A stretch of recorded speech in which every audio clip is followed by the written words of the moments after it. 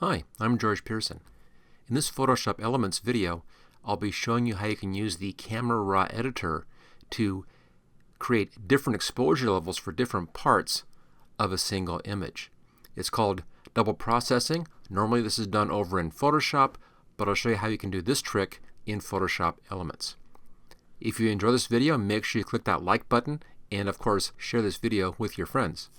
To learn a lot more about Photoshop Elements, take a look at my complete training and you'll find links for that in the description. Okay, let's get to it.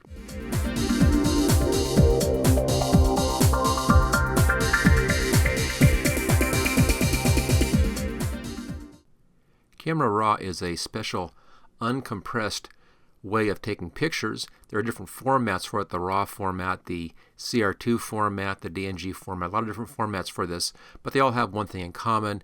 They all are uncompressed, unprocessed image types. Now you can't work with this kind of an image directly inside of Photoshop Elements, but if you open one of these, it will open it up in the Camera Raw editor, which you can see right here sitting on top of Photoshop Elements right there. So this allows us to use these controls over here to do some pre-processing on the image, make it look as nice as possible, and then bring it into Photoshop Elements using that Open Image button right there. Now the problem with this, if you have a certain kind of an image like we have here, where there's a real light area, real light tones like this, there's some real dark tones in here and some mid-range, some dark mid-range tones in there. Each one of these areas may require different settings. Let's take a look at the bottom setting here first, the foreground. If I come down, this is mostly in shadow, so I'll come down to the shadow slider and I'll move this to the right, and I can lighten that up and get a bit more detail in there. Maybe a little bit more contrast, just a touch, but mostly it just needs lightening up a little bit. I don't want to take this too far or it begins looking kind of fake like that. But now here's the original right about there. So a little more lightness down there really helps a lot. That's kind of nice in here. We can see some detail in there, but it still has a sense of it being in shadow. Now the boat is still too dark. If I brought the shadows up higher, I can get a better setting for the boat. Once the boat's in the right lighting right about here somewhere, almost at the top, the foreground's too bright. So I really need a different exposure level for the boat and for the foreground. And then again, there's that background up here. This really can just use some brightening up, maybe some more contrast in there, kind of richens the colors up like that. So that's real nice, that helps. So again, when I have the background looking nice, rich colors, all of a sudden it's way too dark on the boat and it's too dark down here. So that doesn't work for those either. So I really need 3 different exposure levels in here, or settings, for this one picture to get the most out of it. Now, over in Photoshop, you can do this by setting an exposure level for part of your picture and then holding on the Shift key and clicking on Open Image. It changes to Open Object. It opens this up as a smart object, and you can then open up several of those in the same file and then work on those with different exposure levels for each one of those separate smart objects. So you have that kind of advanced ability in there. We don't have that ability here inside of Photoshop Elements. If I go over here, I hold the Shift key down, nothing happens. You can hold the Alt key down, get Open Copy, but that doesn't do what we need for this particular tool. So we need to have a different way of being able to set 3 different exposure levels on the same image. And the way you do that is to actually work with 3 copies of the same image. Let me just cancel this out. That's the final in there. We'll take a look. We'll get to that point later on. So what we need to do, and I'll bring it up here, this is just a nice little drive window here on my D drive. There's the actual file. I need to have 2 more copies of this. I'm going to right click on this and let's do a copy. Click out here someplace, right click and paste, and that gives me a copy. There it is. I'm going to rename this one here. I'll just do this -2, so that's my second copy. And same thing I've done on this one here, or just right click out here, paste again. Gives me another copy. And then same thing, I'll just come out here and put in -3. So here's my original, first copy, second copy, and I have 3 copies of the exact same image. Now that we have these, we can go ahead and set the exposure levels for each one of these files, and then combine those into one final file over inside of Photoshop Elements. And that's the way you have a chance to do double, in this case triple, processing. Okay, just get rid of that. File, open. There's our 3 images. We'll use the first one for the foreground, the second one for the boat, and the third one for the sky and the water. So choose the first picture, choose open. Notice how it opens automatically in the Camera Raw editor because it can't be opened directly inside of Photoshop Elements. So let's look at our ground down here first. We already saw that bringing the shadows up a little bit helps that. I want to have it light enough so I can see detail well in there, but not too bright because it's supposed to be, kind of sunset colors or sunrise possibly, one or the other. So I want to have it still dark effect, but light enough so I can see some detail. Maybe just a little more contrast. Just a touch, not too much. And that looks pretty good in there. So little tone adjustment right there for contrast and lightening things up in here as well. So that's the setting for just the bottom section. Let's choose Open Image.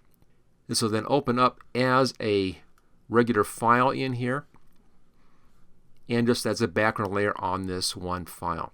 Now it still says DNG up there, digital negative, but it actually isn't that. This really is a Photoshop file. If I go to save this, it'll save it as the Photoshop Elements format.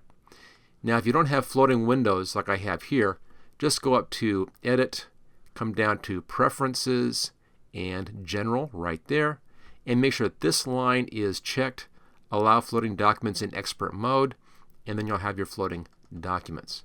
Okay, so there's our first one. Let's leave that one right there. Let's now do our second one. File, open. That's our second picture right here. Again, just a copy of the first one, so same thing. Open.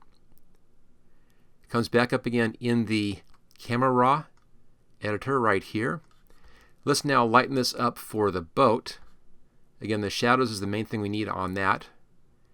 And I'll bring that up. And that looks pretty good in here. I can see detail on that. If I go too far, it looks kind of fake, a bit too bright. So I want it so I can see details. And I'm looking right in this area in here. I want to see some detail right in there. But I don't want it too bright. So it's kind of a personal choice again. Coming in, I think right around in here somewhere is pretty good. And then choose Open Image. The same thing, this will come in as a new file. So you can see there now the boat is lighter than it is over here. The ground is too light, but the ground is correct over there. Again, just comes in as a separate file. Leave that in. Let's now work on the sky. File, open. That's our third picture right here. Choose Open. And this has a little different problem. We're pretty close to too bright up here. Now, there are two little tools right here. If you click on these, this shows you where you're clipping on the dark and where you're clipping on the light, your shadow clipping and your highlight clipping. We're really clipping on the highlight, as you can see. So the brights are too bright in the highlights. To fix this, I need to bring the highlights down. I'll just pull this to the left. Notice how that just kind of goes away. So pull your highlights down until that just goes away. Now it's not quite there yet, so I'll need to try to maybe pull the whites down a little bit instead. Okay, I'll pull the whites down. Let's bring our highlights up again, kind of balance out the whites and the highlights. You'll see shadow doesn't do anything in there unless it's got real bright, which I don't want to do.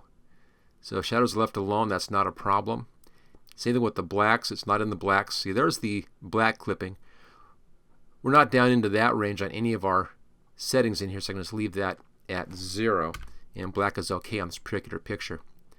So we have our whites down, so we're just not seeing that red spot right there. And the highlights down.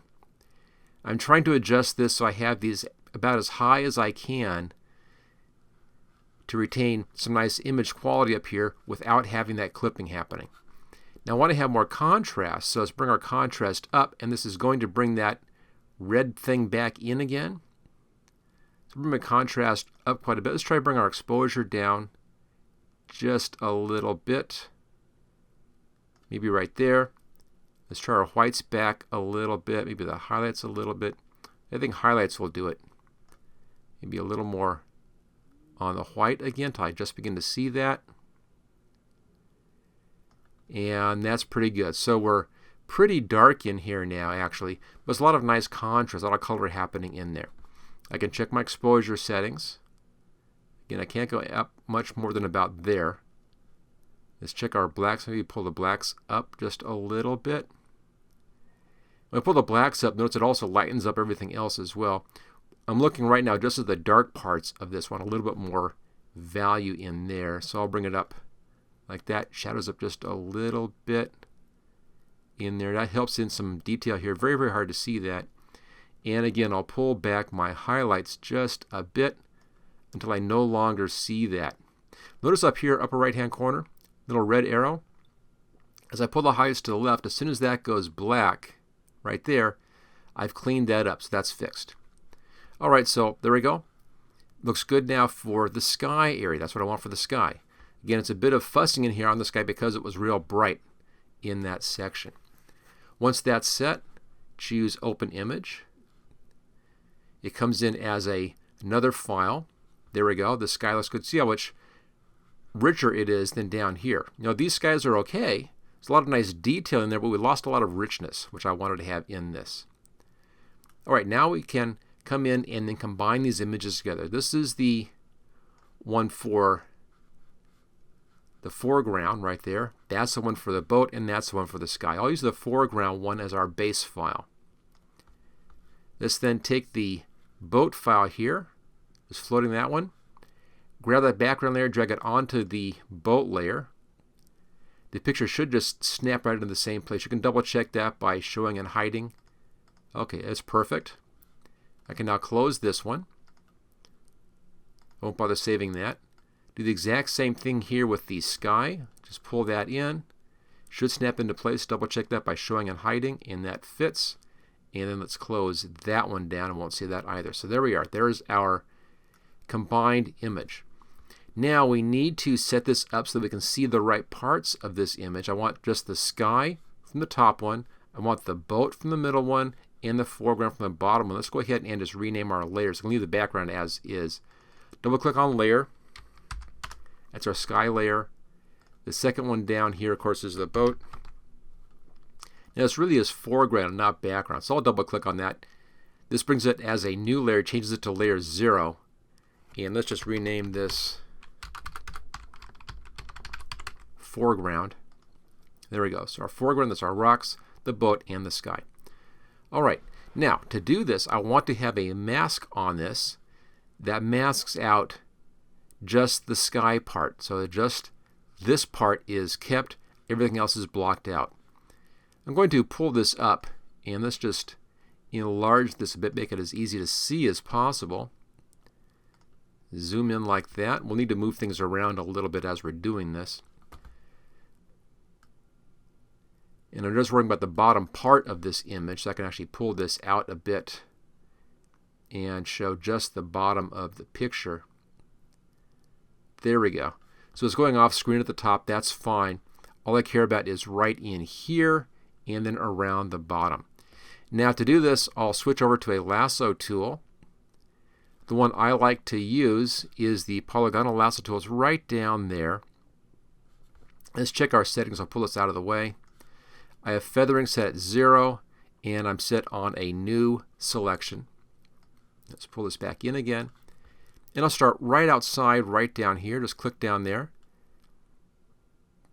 And then let's come in and do a nice careful selection right around this image. I want to grab the foreground part of this image. Now, if I was doing this for an actual final image, I would take more time on this. I'd zoom in a bit and be real careful about this step. So I'm doing it fast for this video, but for a final, take your time on this. Do a real nice clean job. This is where it really counts. Luckily, since we're bringing the same picture right back on top of itself, if you're a little bit off, you probably won't notice that. But I'm doing it very fast here. Again, take your time on this one step to do a really good job. I'm not going to bother with those ropes. Those ropes will be just fine.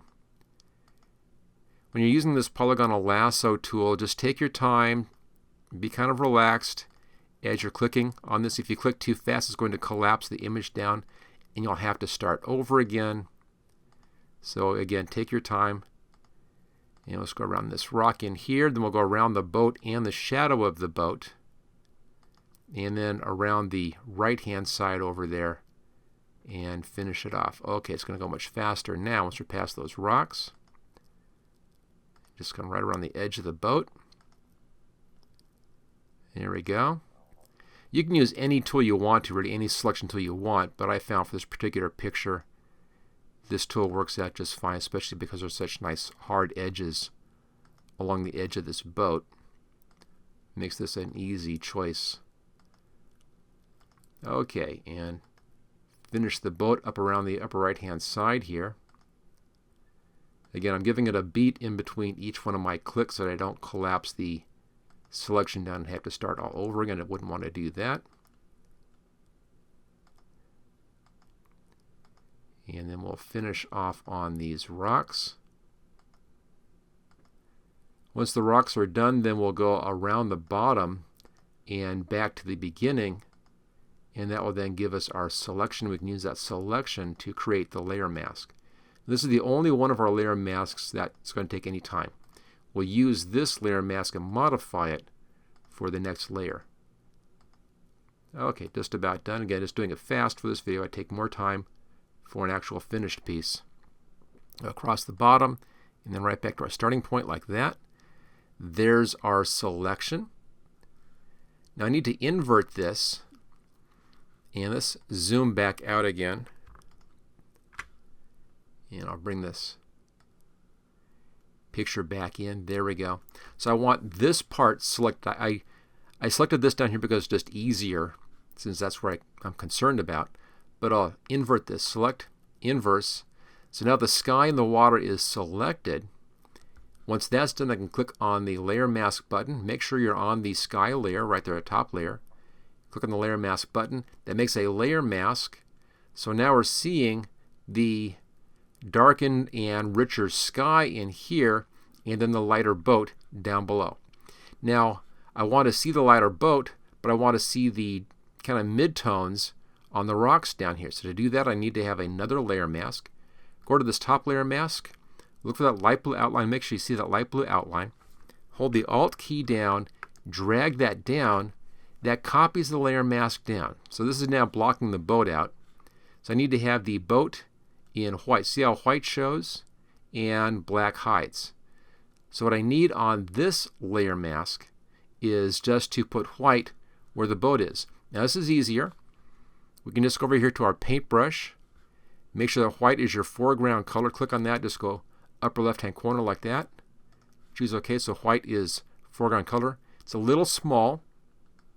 So let's just adjust that brush size in here. I have a soft edge brush. Bring my brush size up. Looks like maybe around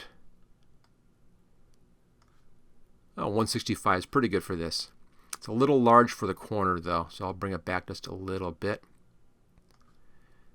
Now make this just a bit easier on this. I can go back up here, come down to this layer. Look for that light blue outline again, make sure you're on the correct layer and you're on the layer mask. I'll go back to select and then I'll do reselect. That reselects my selection. Let's just invert that, select inverse. So the boat is now selected. That kind of protects that background area.